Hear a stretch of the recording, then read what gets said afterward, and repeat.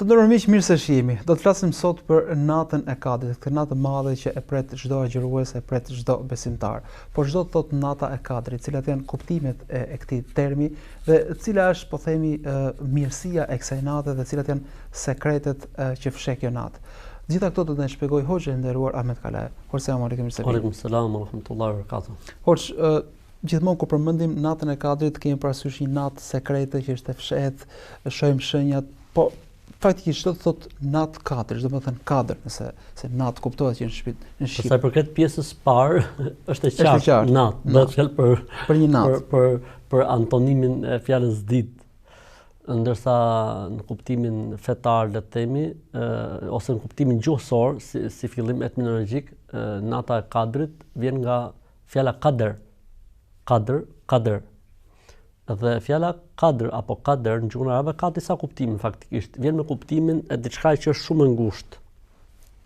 Siç thot Zoti në Kur'an, "Faman qudira alayhi rizquhu", e kush nuk ka mundësi, pra është ngushtë nga jeta, nga jetesa e tij. Vjen me kuptimin e diçka që ka vlerë shumë të madhe. Pra kur diçka ka shumë vlerë, i thon dhu Kader, filani është me një pozitë shumë të lartë. Është quajtur, le të themi, me këtë emër sepse me të vërtet ka të bëjë diçka, domethënë me këtë pjesën gjuhësore. Nënkupton pjesën e fatit të jetës njeriu. Pra, domethënë i thon kaderit, që themi në besimin e kader, domethënë fatin, caktimin, është diçka e shkruar nga i Madhi Zot. Pra, vjen me këto kuptime në aspektin gjithmonë gjuhësor, vjen në kuptimin e diçka që ka vlerë, vjen në kuptimin e fatit dhe vjen me kuptimin e diçka që është tashmë shumë e ngushtuar, diçka që është shumë pak. Pra, këto në kuptimin gjuhësor, ndërsa në kuptimin fetar, nënkupton natën e madhe të Ramazanit, në të cilën ka zbritur Kur'ani famëlart. Nata e madhe e Ramazanit, si më thënë, netët e Ramazanit kanë kulminacionin. Kulminacioni i netëve të Ramazanit është pikërisht nata e Kadrit, si nata më e mirë e netëve të Ramazanit. Në një hadith, profeti alayhis salam barazon të gjitha netët e Ramazanit me natën e Kadrit, siç do të flasim inshallah taala. Atëherë, nata e Kadrit në kuptimin terminologjik është nata e madhe e Ramazanit, e cila është në 10 netëshin e fundit të Ramazanit dhe në të cilën ka zbritur Kur'ani famëlart, në të ndodh edhe caktimi i fatit për njeriu.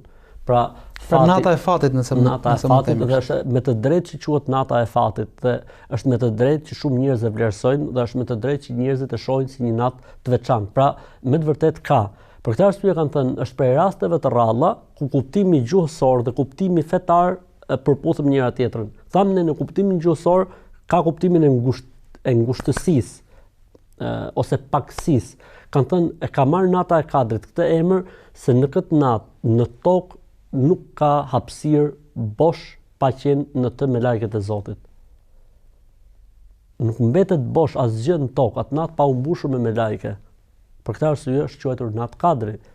Është quajtur natë Kadri sepse është shumë e vlerësuar tek Zoti, sepse një vepër që mund të bëjë njeriu në të shpërblehet tek Zoti sikur të jetë bërë kjo vepër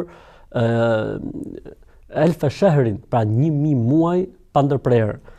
Është quajtur në kuptimin gjuhësor fat dhe ka të bëjë me fatin, po është e vërtetë se në çdo natë Kadri përcaktohet fati vjetor i njeriu. Pra updatetohet dhe bëhet edhe një herë, domethënë fati vjetor i çdo njeriu. Pra nuk bëhet fjalë për fatin e jetës, po bëhet fjalë për një caktim një vjeçar, nëse po bëhet fjalë për fatin vjeçar, për fatin vjetor të njeriu, si më thënë.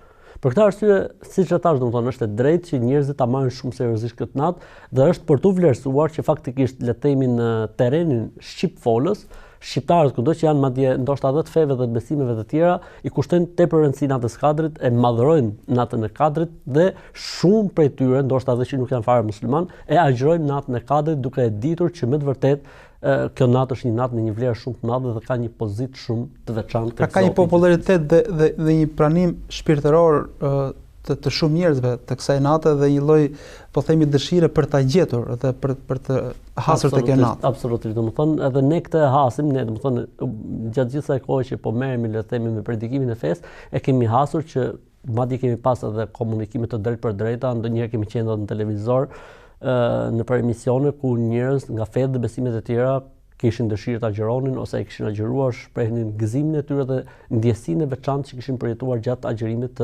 të ditës së kësaj nate, sepse nata nuk agjërohet, po agjërohet dita e saj, dhe normalisht që ka ato efektet e veta dhe ka mirësitë e veta. Normalisht, domethënë, e ka marrë gjithë këtë vlerë nata e Kadrit, për të cilën flitet kaq shumë, se Zoti e ka sqaruar në Kur'an kur tha nata në të cilën u zbrit Kur'ani. Pra, si më thënë, Kur'ani ka zbrit në 2 faza. Faza e parë, zbritja e plot, ka zbrit nga qielli i 7 në qiellin e parë, dhe pastaj nga qielli i parë ka ardhur tek pejgamberi alayhis salam sipas situatave, sipas momenteve, sipas pyetjeve, sipas diskutimeve që mund të ketë qenë për të sjellë ligje të reja, për të miratuar diçka që profeti e thoshte, ose për të sjellë diçka tjetër, domethënë që nuk ishte thënë më herët e kështu me radhë. Ndërkohë nuk kemi vetëm nata e Kadrit që i themi në shqip, po kemi edhe surja e Kadrit apo surja El Kadr që quhet. Pse ky emër për këtë sure dhe për çfarë bëhet fjalë? Është një kapitull në Kur'an, pra sura Kur'ani që quhet suratu El Kadr, pra kapitulli mbi natën e Kadrit. Pra Zoti i Madh, si më thënë, një kapitull kuranor e specifikoi pikërisht për këtë natë, gjë që tregon gjithashtu se çfarë vlerësimi Zoti i ka dhënë kësaj nate, domethënë në emër të saj, për hir të saj, Zoti zbret një kapitull të tërë, i cili fillon me Inna anzalnahu fi lejlatil qadr, e zbritëm Kur'anin natën e Kadrit, wa ma adrake ma lejlatul qadr, e ku e din ti o Muhammed se çdo të thotë dhe çfarë vlere dhe çfarë pozite ka tek Zoti nata e Kadrit. Lejlatul qadri khairun min alfi shahr, nata e Kadrit është më vlerësuar te Zoti se sa 1000 muaj pandar. Është më vlerësuar te Zoti se sa 1000 muaj pandar, pra 1000 muaj bashkë, që i bia përsisht 80 e sa vite. Tanazzalu al-malaikatu war-ruhu fiha bi'idhni rabbihim min kulli amr. Zbresin në këtë natë me lajket, madje edhe vetë Xhibrili, kryengjëlli, zbret atë natë në tokë. Për të çuar në vend, si më thënë, porosit e Zotit, selamun hiya hatta matla'il fajr, ajo natë është paqë dhe bekim deri në agimin e asaj nate. Pra kjo nuk është një natë që përkujtohet zbritja e Kuranit, nuk është një natë përkujtimore, por është një natë që ka mirësi çdo vit. Pra sa herë vjen nata e Kadrit, ka mirësi dhe bekim që kalon dimensionet e mirësisë së zakonshme. Gjithmonë kemi theksuar këtë fakt që në Islam nuk ekzistojnë përkujtimoret. Nëse ka diçka në Islam që ka të njëjtin emër apo duhet bërë vit për vit, do të thotë se mirësia dhe bekimi i Zotit ndodh sa herë që është gjëja. Për këtë arsye nuk ka për shembull në Islam përkujtimore për luftën e Uhudit, përkujtimore për luftën e Bedrit, apo përkujtimore për çlirimin e Mekës, apo përkujtimore, megjithëse faktikisht janë ngjarje të mëdha. Edhe këtu nuk kemi të bëjmë me një përkujtimore se kur ka zbritur Kur'ani. Jo, Zoti tregon se kjo natë e ka marrë vlerën pikërisht për faktin sepse në të ka zbritur Kur'ani. Për këtë arsye kam thënë, çdo gjë që ka të bëjë me Kur'anin merr vlerë. Muaji i Ramazanit nuk është muaj i shenjtë, pavarësisht se ne gjejmë vazhdimisht muaj i shenjtë i Ramazanit. Ramazani nuk është muaj i shenjtë. Është muaj i bekuar. Mirë po, Zoti e zbriti Kur'anin në cilin muaj? Në muajin e Ramazanit, mori vlerë Ramazani. Ja zbriti Kur'anin Muhamedit alayhis salam, mori vlerë Muhamedi alayhis salam. E zbriti në natën e Kadrit, mori vlerë nata e Kadrit. E solli nga Zoti tek Muhamedi Xhibrili, mori vlerë Xhibrili. Çdo njeri që mëson Kur'anin përmendesh dhe e jetson atë, jo vetëm ai që do të ketë një vlerë shumë të madhe, po prindrit e tij do të nderohen si mbretër ditën e Kiametit. Pra çdo gjë që ka të bëjë me Kur'anin merr vlerë. Se është i bekuar Kur'ani, është fjalë e Zotit. Dhe sa më shumë të kapet njeriu me të, sa më shumë të angazhohet njeriu me të, dhe çdo gjë që angazhohet me Kur'anin vetëm se bëhet e bekuar, vetëm se bëhet e mbar, vetëm se mbarsi kanë të. Për këtë arsye, domethënë indirekt, nata e Kadrit neve muslimanëve na orienton edhe një herë, na le të themi na updateon busullën, se busulla jon si musliman duhet të jetë fjala e Zotit dhe tradita e pejgamberit alayhis salam. Urdhra faktet. Çfarë ndodhi me Xhibrilin, çfarë ndodhi me muajin, çfarë ndodhi me natën dhe çfarë ndodhi me njeriu profet të cilit Zoti i zbriti Kur'anin. Pra kjo është një natë në cilën duhet kërkuar mirësia me lutje, me dua, me lexim Kur'anit, se nëse dikush është indiferent, atëherë nuk përfiton nga kjo natë. Absolutisht. I dërguari Allahu sallallahu alaihi wasallam për këtë arsye thash, më herët gjitha netët e Ramazanit i ka barazuar me natën e Kadrit. Dëgjoj hadithin, thotë, ai njeri i cili e kalon natën e Kadrit me lutje dhe adhurim, do t'i falen të gjitha gjunahet që ka bërë më herët nëse këtë e bën me besim dhe duke shpresuar shpërblimin e Zotit. Pa duhet që spaku ti ngrem duart nga qielli, spaku në këtë natë. Çfarë tha për gjitha netët e Ramazanit? Çdo besimtar ose besimtare që i kalon netët e Ramazanit me lutje dhe me adhurim, me shpresën që Zoti dhe besimin e vetëm tek ai, Zoti do t'i falë gjunahet që ka bërë më herët. Të njëjtën gjë e tha për natën e Kadrit. Ai besimtar ose ajo besimtare që e kalon natën e Kadrit me lutje dhe me adhurim, me besimin tek Zoti dhe ku shpresuar shpërblimin e tij, Zoti do t'i falë gjunahet. Ai besimtar ose ajo besimtare që i kalon netët e Ramazanit me lutje dhe me adhurim, me besimin te Zoti dhe kërkuar shpërblimin e tij, Zoti do t'i falë të gjitha gjunahet. Urdhra. Nata e Kadrit e vlefshme sa gjithë netë e Ramazanit. Madje Zoti në Kur'an tregoi se jo sa gjithë netë e Ramazanit është e vlefshme, Zoti tregoi në Kur'an se nata e Kadrit është më e vlefshme, se zakonisht ne në retorikën dhe në artikulimin fetar themi nata e Kadrit është e barabartë. Kjo nuk është e vërtetë. Sepse Zoti ka thënë në Kur'an khairum min alfi shahr, më e vlerësuar te Zoti. Pra e te kalon shifrën 1000 muajshin. Për këtë arsye thon disa prej dietarëve, thon në komentin e ajetit dhe komentin e fjalës së Zotit, thon këtu 1000 muajshi është përmendur si vlera më e lartë që përdoret tek njerëzit. Filani është 1000 herë më i mirë se sa filani. Ai ndoshta s'ka krahasim se ky mund të jetë mizerie e njeriu dhe ky është shumë i mirë. Po çfarë thon njerëzit në përgjithësi? Thon ky është i 1000 herë më i mirë se sa ai. Pra si më thën, shifra më e madhe që përdoret nga njerëzit kur duan të vlerësojnë diçka. Dhe Zoti i Madh, duke folur me mentalitetin dhe me retorikën që ishte në atë kohë mbi zotëruesit, siç është numri 7 për shembull, që nuk është i qëllimshëm, as numri 70 nuk është i qëllimshëm. Ose dhe ne përdorim, të kam thënë 100 herë për diçka si për treguar. Po, për treguar se ta kanë përsërit shumë ose domethënë që e njëjta gjë. Për këtë arsye tha Zoti, më e vlefshme se 1000 muaj. Për këtë arsye domethënë i mençuri është ai i cili domethënë mundohet ta shfrytëzojë në ekstrem këtë natë, po edhe të shfrytëzojë ditën përpara saj edhe ditën mbas saj. Ndërkohë, cila është nata e Kadrit? Ku gjendet ajo? A është një natë fikse? Shpesh ne njohim natën e 27, po ndërkohë dim dhe që është disi sekrete. Çfarë mund të thoni më tepër për përgjigjen e kësaj natë? Ktu ka dy përgjigje faktikisht. Një përgjigje që le të themi është ajo që njerëzit e thonë, e deklarojnë, e besojnë dhe i përmbahen. Pra shumica e njerëzve le të themi i përmbahet natës 27. Dhe është mirë që këtë le të themi mos ta trondisim dhe njerëzit le të përkushtohen te kjo pjesë, sepse fundi a fundit ka interpretim të tillë, ka mendim të tillë, ka mëdhëb në Islam që e mbron këtë fort, ka dietar të mëdhenj dhe kollos të dijes që e mbrojnë këtë mendim fort. E para. E dyta, faktikisht më saktë dhe më drejt është që nata e Kadrit është mirë që të kërkohet. Pasi Zoti i Madh ka dashur që kjo natë të rri si sekret, edhe njerëzit ta kërkojnë. Pra mos të jetë diçka, si më thon, si llokum në gojë që ta marrin njerëzit. Pra ja vlen lodhja për këtë natë, ja vlen lodhja për të, sakrifica për të. Më e mirë dhe më e vlefshme se 82 apo 83 vite, që do të thotë në gjuhën shqipe, çdo adhurim që bëhet në këtë natë, çdo adhurim që bëhet në këtë natë, çdo sadaka, çdo dua vlerësohet tek Zoti, sikur të jetë bërë 82 vjet pa ndarë. Pra llogaritet një i cili ka dhënë për shembull le të themi 1 euro. Dhe këtë 1 euro që ka dhënë 82 vjet pa ndar. Çfarë shpërblimi ka tek Zoti? Merr mend domethënë një lutje, një dhikr, çdo gjë shumëzohet me sikur të jetë bërë 82, madje më e vlefshme se sikur të jetë bërë 82 vite pa pushim. Domethënë vlerësimi i madh që ka tek Zoti i gjithësisë. Kështu që është mirë që kjo natë faktikisht kërkohet. Sepse ka disa transmetime interesante të cilat tregojnë se nata e Kadrit është në 10 netëshin e fundit të Ramazanit. Një ditë profeti alayhis salam futet në xhami dhe dëgjoi një zhurmë aty. 2 veta bëshin llafë me njëri tjetrin, punë borxhi.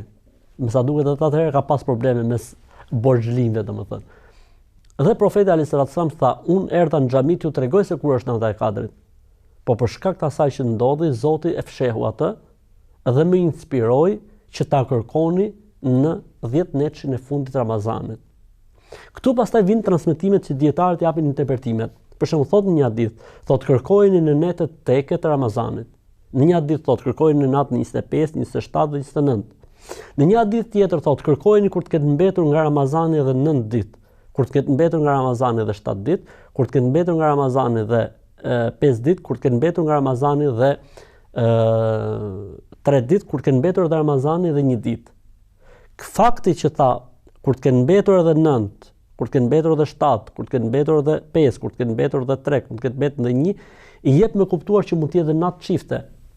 Po dhe Ramazani ndoshta mund të jetë 29 ose 30 ditë. Dhe Ramazani vetë nuk është. Për këtë arsye, nga që nuk është, mund të jetë 30. Atëherë nëse themi 30, atëherë themi 22, 23, 24, 25, 26, 27, 28, 29, 30. Edhe 9 ditë kanë mbet nga Ramazani.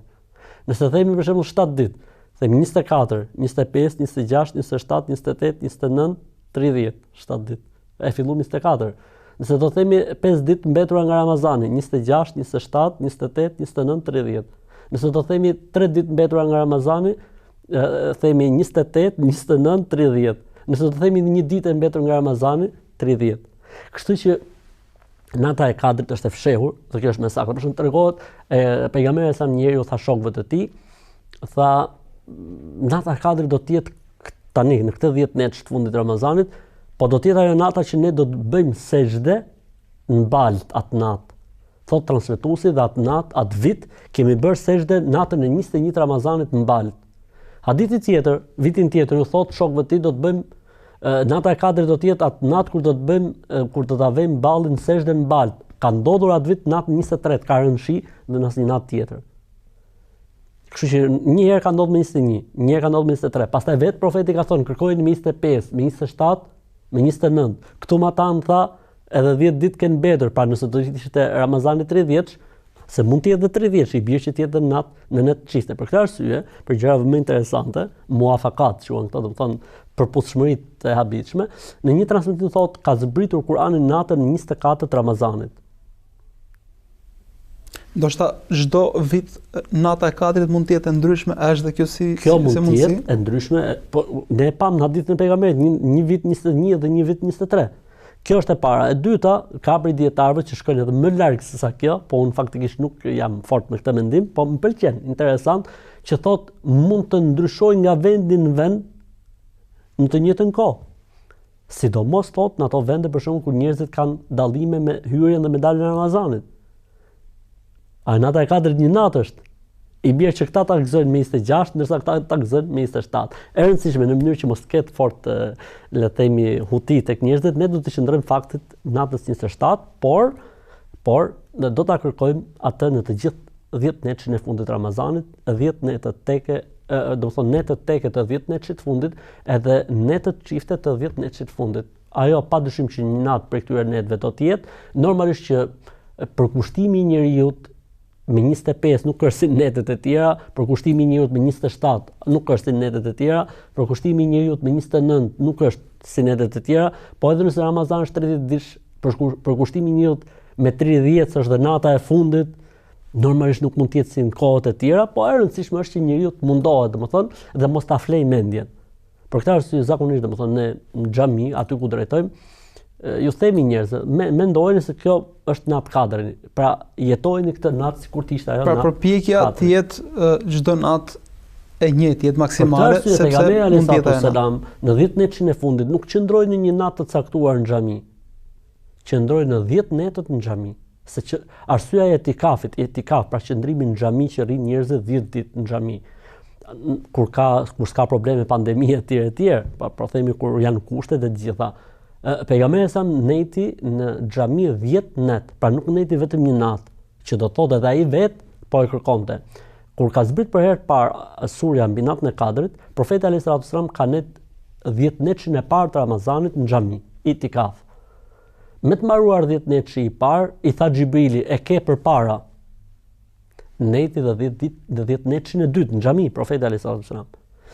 Me të mbaruar 10 netëshi i dytë dhe deshi të dilte nga xhamia, se ai po kërkonte natën e Kadrit, se Zoti tha, kemi zbritur në natën e Kadrit më vlefshëm se 10.000 muaj, se sa 1.000 muaj. Kur mbaroi 10 netëshi i dytë, pra 10 ditëshi i dytë, i tha Xhibrili, e ke përpara. Pra është rasti i vetëm që profeti alayhis salam ka bërë itikaf 30 ditë. Pastaj çdo vit mbas këtij viti, etikafin e ka bërë në 10 ditëshin e fundit të Ramazanit. Sallallahu alaihi wasallam. Hoxh, ne po vëmi shkputje të shkurtër dhe rikthehemi sërish bisedës mbi natën e Kadrit, ndërmjet që jemi pas pak.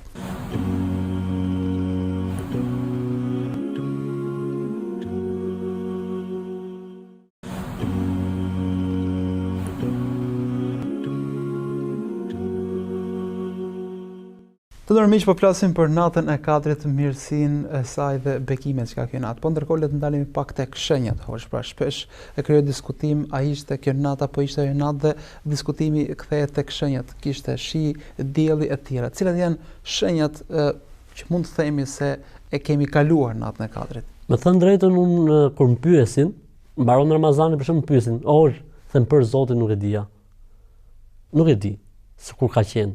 Sepse është një pjesë që nuk më intereson fort në 10 ditën e fundit të Ramazanit. Sepse mundohem që çdo natë bëjmë maksimum, normalisht tash kur janë netët teke, është normale që njeriu të jetë edhe më i nxitur, që të jetë më i përkushtuar, le të themi. Kështu që angazhimi me shenjat për mendimin tim është harxhim kohe ndoshta, sepse Ramazani në këtë 10 ditë është shumë më i vlefshëm se sa njeriu të harxhoj. Mirë, po mund na udhtoj ky diskutimi mbi shenjat. Një nga shenjat na e ka thënë Zoti në Kur'an, kur tha zbresin me lajket në tokë, dhe Xhibrili zbret në tokë, dhe është qetësi dhe paqe ajo natë. Pra ndryshe nga netët e tjera, natë mbi zotëron një lloj paqe, një lloj qetësie e pa interpretueshme. E para, e dyta prej shenjave të saj është se zakonisht nata e Kadrit shoqërohet me një vesë të hollë shiu. Zakonisht, në përgjithësi, mund të jetë korrik, mund të jetë gusht, se që ndodh diçka, do të thonë që kuptohet se ka diçka. Dhe për shenjave gjithashtu është se, siç thot pejgamberi alayhis salam, dielli i saj lind jo i kuqërremt dhe nuk t'i vret syt derisa të ngrihet lart. Pra mund ta shohësh diellin me sy të lirë, derisa ai të ngrihet lart dhe nuk është i kuqërremt, pra është një diell krejt ndryshe nga ditët e tjera. Nëse dielli në përgjithësi kur lind i kuqërremt dhe si i verdhë dhe shumë e vështirë që ta ndjekësh me sy deri lart, në natën e Kadrit jo. Dhe këtë e kanë interpretuar, kanë thënë nga që është koha që ngrihen dhe me lajket në qiell, kanë thënë si interpretim, Zoti e di më së miri, dhe drita e me lajkeve normalisht reflekton dhe e pengon atë rrezatimin e fortë të diellit, i cili është dëmshëm për shikimin, dhe njeriu mund ta shohë derisa të ngrihet lart. Ndërkohë, natën e 27, veçanërisht ne shohim njerëzit që dynden rreth xhamiave për të shkuar tek ai quhet namazi i natës. Ka një namaz specifik kjo natë, a ka një adhurim specifik kjo natë, si kalohet kjo natë nëse mendojmë se jemi duke kaluar natën e Kadrit? Nuk është se ka ndonjë namaz që quhet namazi i natës Kadrit. Faktikisht është një lloj namazi që falet në disa vende, që i thon namazi i natës Kadrit, që këndohet në çdo rekat sura Kul Huwallahu Ahad 100 herë, diçka e tillë. Kjo është një gjë për cilën nuk ka argument, dhe është prej bidateve që nuk duhen bërë. Ndërsa kalimi i natës Kadrit me adhurime, me përkushtime, me këshilla, me mësime, me vepra të tilla, absolutisht kjo është okay dhe shumë e mirë. Zakonisht në përgjithësi, do të thonë në Shqipëri, le të flasim për Shqipërinë, në 10 ditën e fundit bëhet një namaz special përveç namazit të teravive, që është namazi i Tehexhudit. Dhe në këtë namaz të Tehexhudit, në 10 ditën e fundit të Ramazanit, besimtarët falin sërish namaz, bëjnë dua, bëjnë lutje, dhe kjo do të ishte e mjaftueshme. Pra, nëse besimtari, thot pejgamberi sallallahu alajhi wasallam, falet me imamin derisa të mbarojë imami, të japë selam, Zoti do të japë shpërblim sikur është falur gjithë natën. Kështu që nëse ne i përmbahemi asaj që bën imami i xhamisë, për shembull, jemi në një vend ku nuk falet namazit e Tehexhudit, është ndaluar sipas institucionit i cili drejton atij vendi që të falet namaz të Tehexhudit. Dhe njerëzit mund të falen vetëm namaz teravije. Ne si xhamat, nëse falim yatsin në xhami, sunetet, falim teravin, falim vitrin me imam derisa të japë selam imami, ne jemi në rregull. E kemi marrë shpërblimin e natës. Pastaj nëse duam të bëjmë diçka plus, mund ta bëjmë në shtëpiat tona, mund të organizohemi etj. Pra nuk ka nevojë për të bërë rebelim apo për të përgojuar apo për të përfolur, pse nuk lejohet, pse na e kanë ndaluar, është e drejta e tyre fund ata e shohin më mirë ndoshta situatën për x, y apo z arsye, është e puna e tyre, e drejta e tyre, por e saktë dhe më e mira është që ky 10 netësh në natë, pra natës vonë, të shoqërohet para syfyrit me atë që quhet namazi i Tehexhudit, pra një namaz special plus teravive që bëhen duat dhe lutjet. Kjo është, domethënë ajo që mund të bëhet natë e Kadrit, po edhe këtë po mirë, nëse unë për shembull unë si person dua të bëj namaz shumë, absolutisht që mund ta bësh.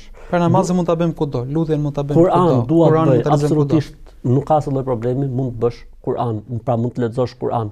Të gjitha këto janë të lejuara, por domethënë të bësh në një formë të caktuar, sipas një metode të caktuar, sipas një X le të themi verdikti apo versioni, kjo pastaj ka nevojë për argument special. Dhe nuk mund thua ti çfarë të keqe ka se un namaz po fal. Dakor, namaz po fal. Po këtë lloj namazi në këtë lloj forme dhe specifike që ti po kryen e ka bër profeti alayhis salam, e kanë bër sahabët, e kanë bër 4 imame të mëdhenj, Abu Hanifja, Maliku edhe Imam Ahmedi dhe Shafiu për shembull. Jo, për atë mbaroi historia me kaq. Kullu khairin fi ittiba'i man salaf wa kullu sharrin fi ibtida'i man khalaf. Çdo e mirë është tek të parët, dhe çdo e keq është tek shpikjet dhe sajeset që kanë bër të fundmit, me thënë, ose ta që vinë më vonë, të më vonshmit. Kështu që ne duhet të qëndrojmë kësaj pjese, domethënë. Ndërsa si vepra të mira në këtë natë mund bëhet gjithçka. Në këtë natë mund lihet ndarja e zakatit. Në këtë natë mund të nxjerret sadakaja e fitrit. Në këtë natë mund të bësh dua pafund dhe pa pushim. Në këtë natë mund të lexosh Kur'an pafund dhe pa pushim. Në këtë natë mund të falësh namaz pafund dhe pa pushim. Në këtë natë mund të japësh sadaka sa të duash dhe si të duash. Në këtë natë mund të vizitosh një njeri që është në hall nevojë, i smur e ku dëgjon e tjerë. Të gjitha këto mund t'i bësh dhe mund t'i organizosh natën e Kadrit. Nuk ka dyshim që domethënë shpërblimi i çdo gjëje të mirë që bëhet në këtë natë është shumë i madh. Mos harrojmë dhe prindërit në këtë natë, hallallikun prej tyre, hallallikun prej njerëzve që ndoshta edhe mund të kemi në hak, sepse është me të vërtetë moment që mirë është që zemrat e njerëzve të jenë të qeta. Ndërkohë, a ka një lutje specifike, a ka një dua të veçantë kjo natë dhe si bëhet kjo lutje, si thuhet kjo lutje? A duhet thënë vetëm në arabisht apo ka kuptim edhe në shqip? Nëna e besimtarëve Aisha radhiyallahu ta'ala anha i thotë pejgamberit alayhis salam, ta pejgamberi i Zotit, nëse e ndjej sikur është nata e Kadrit, çfarë të them? Ka ndonjë lutje të mirë? Tha pejgamberi alayhis salam, "Quli Allahumma innaka afuwun tuhibbul afwa fa'fu anni." O Allah, ti je falës, më fal mua.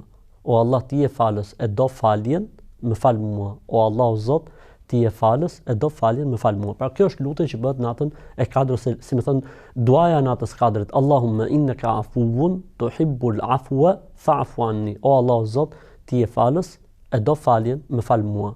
Kështu që kjo është një lutje që mund bëhet edhe në gjuhën shqipe, nuk përbën asnjë lloj problemi, domethënë mund ta bëjë njeriu edhe shqip. O Allah, o Zot, ti je falës, e do faljen, më fal mua. Pra mund ta bëjë edhe në gjuhën shqipe, nuk ka asnjë lloj problemi. Por kjo është një lutje mirë që të bëhet sepse në fund fare, cili është qëllimi ynë? Qëllimi ynë është dalim pastër nga kjo botë. Atëherë ti lutesh Zotit në këtë natë që të dalësh i pastër nga kjo botë, sepse njeriu po që i pastër dhe pa mëkate, çdo gjë do të shkojë mbar dhe mirë. Dhe ndoshta, le të themi, mos ecja mbar e jetës tonë mund të jetë marr peng për shkak të mëkateve dhe gjunave që ne kemi bërë. Për këtë arsye, sa më shumë të bëhet kjo lutja që më mirë është, sepse fundit ky është dhe qëllimi. Qëllimi është të jesh i pastër pa mëkate.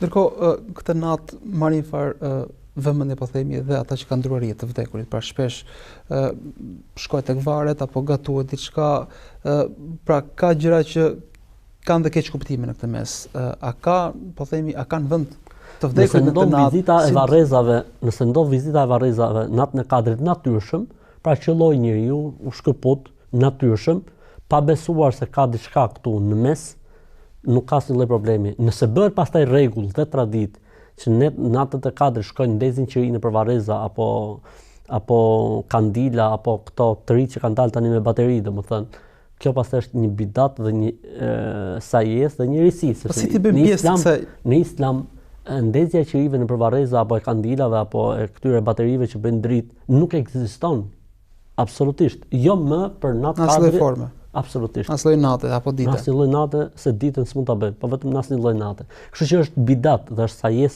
e turpshme. Domethënë kuptohet qartë që kemi marr traditën e të tjerëve që neve nuk na lejohet që të kopjojmë traditën e tjerëve. E para, e dyta, domethënë specifikimi i një ushqimi të caktuar me rastin e natës Kadrit, edhe kjo është e rëndë, domethënë, sepse Zoti thot Kur'ani, vlera e natës Kadrit, shpërblimi, fati, ndërsa ne themi mirë, po bëjmë një hall.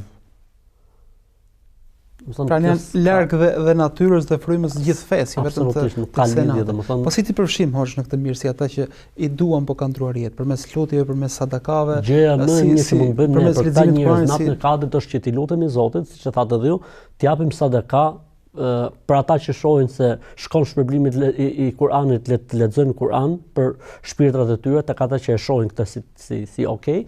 Edhe këto janë gjëra. A mund të shtrojmë iftar hoxh për po themi për shpirtin atyre që kanë ndruar jetë? Absolutisht që po, shtrohet iftar ose syfyr, sepse ne kemi mentalitetin vetëm tek iftari, po edhe syfyr mund shtrohet për shpirtin e një të vdekurit. Dhe në përfundim hoxh për t'ju kthyer sekretet e natës së kadrit, ata të cilët kanë po themi kanë bërë një jetë ose kanë menduar, kanë planifikuar ta agjërojnë vetëm një natë. A ka vlerë që ta agjërojmë vetëm natën e 27 dhe nëse agjërojmë, agjërimi është ditën, nata e kadrit është natën, duhet ta agjëruar para apo mbas kësaj nate? Pra më e mira dhe më perfektja që duhet bëjë një besimtar është që ta agjërojë gjithë Ramazanin. Kjo është më e mira. Në pamundësi të paktën ta agjërojë vetëm 10 netëshin e fundit të Ramazanit. Nëse deri para 2 vitesh, 3 vitesh, 5 vitesh, 10 vitesh ishte vap, ishte korrik, ishte gushte, ku diun, tani elhamdulillah, domethënë është duke u lehtësuar situata, ne jemi në pranverë tashmë, edhe agjërimi është shumë më i lehtë. E para, pra duhet ta agjërojë Ramazanin. Minimale duhet ta agjërojë 10 netëshin e fundit të Ramazanit. E rëndësishme, nëse dikush do të agjërojë vetëm këtë natë, Zoti ja pranon, se në fund fare ky po e bën një adhurim, duhet ta agjërojë mirë. Më e mira është ta agjërojë ditën përpara dhe ditën mbrapa. Ditën përpara në mënyrë që kur të futet nata e kadrit, ky të jetë duke çel agjërimin dhe të bëj dua të pranohen. Duaja e agjëruesit. Duaja e agjëruesit. Dhe ditën mbrapa se sot përjetoj natën e kadrit, atëherë çfarë do të bëjmë me Zotin që na e mundsoi ta jetojmë natën e kadrit? Agjërojmë si falënderim për Zotin dhe ditën e nesërme. Kjo do të ishte më perfektja. Në mos të paktën ditën përpara, që kur ta çeli atë natë, ta çeli duke qenë agjëruar. Ndërkohë hoxh, a mund të themi se ka dhe ditë kadri, pra vlera dhe mirësia është vetëm natën dhe por sa lind dielli pastaj nuk është më vlera Zoti thotë nata e kadrit, nuk ka ditë kadri.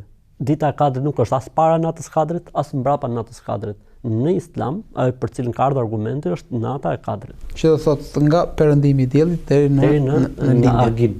E qartë. Or Zoti shpëlbeft. Amin o dhëve. Tërmi që folëm për natën e kadrit, këtë natë madhe që e presin jo vetëm besimtarët muslimanë, por shpesh e presin edhe ata që nuk janë pjesë e kësaj feje. Mirë po, mirësitë e saj janë të atilla që i përfshin pra shumë njerëz. Lutim Zotin që ta arrijmë të natë dhe ta përjetojmë ashtu siç duhet. Zoti shpëlbej që na ndoqët mirë ta kohshim kalor sa mirë.